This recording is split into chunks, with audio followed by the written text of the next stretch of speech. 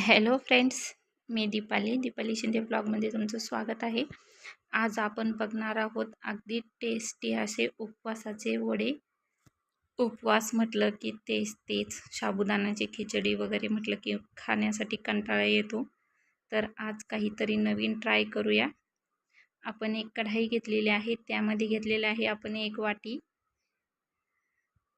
साबुदाणा मस्त भाजून घ्यायचा आहे.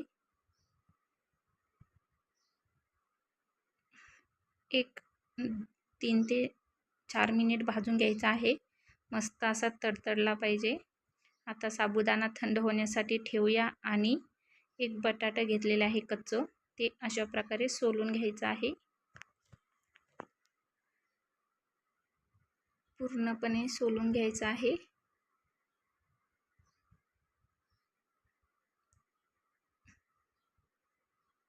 आणि त्याचे छोटे छोटे तुकडे करून घ्यायचे आहेत.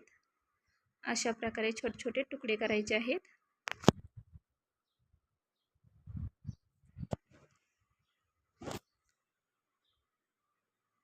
तेच उपवासाचं कंटाळवाणं खाण्यापेक्षा आज काहीतरी नवीन चटपटीत ट्राय करूया. सगळ्यांना ही रेसिपी नक्की आवडेल. नक्की ट्राय करा. बघा, अशा प्रकारे छोटे तुकडे करून घेतलेले आहेत बटाट्याचे. आता पाण्यामध्ये स्वच्छ धुवून घेऊयात.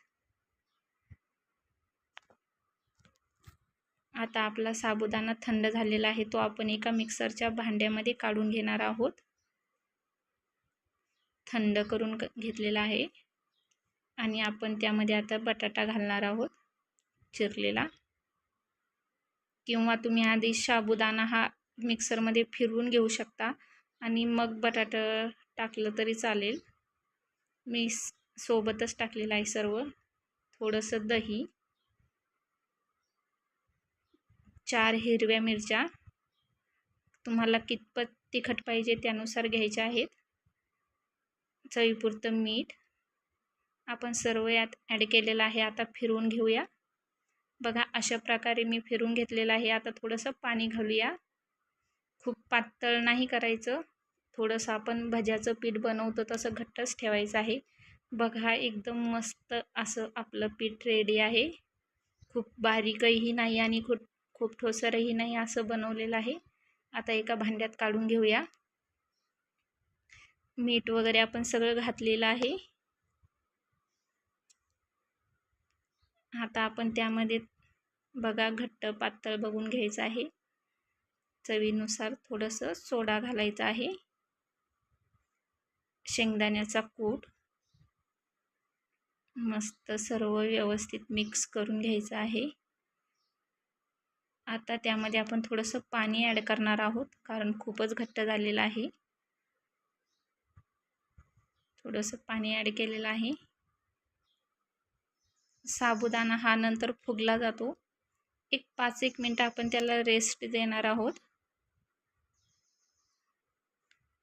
ज्याप्रमाणे आपण भज्याचं पीठ बनवतो तसंच आपल्याला पीठ बनवायचं आहे. खूप घट्टही नाही आणि खूप पातळही नाही आहे. आता आपण इथे कढाई ठेवलेली आहे तेल तापण्यासाठी. आता आपण त्यामध्ये वडे सोडून घेणार आहोत. बारीक छोटे छोटे भज्यासारखे सोडायचे आहेत.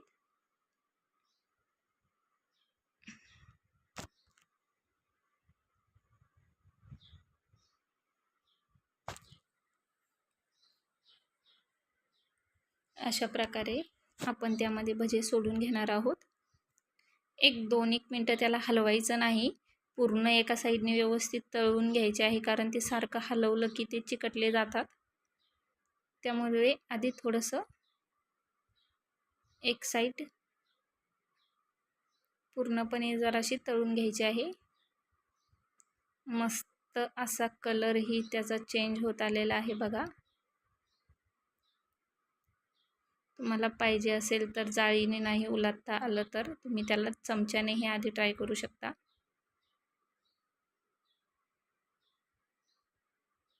बघा, मस्त आपलं व्यवस्थित असे भजी तळून झालेली आहेत आणि कलरही सुरेख आलेला आहे. तुम्ही बघू शकता, अतिशय जबरदस्त दिसत आहे. अशा प्रकारे आपण सर्व भजी काढून घेणार आहोत.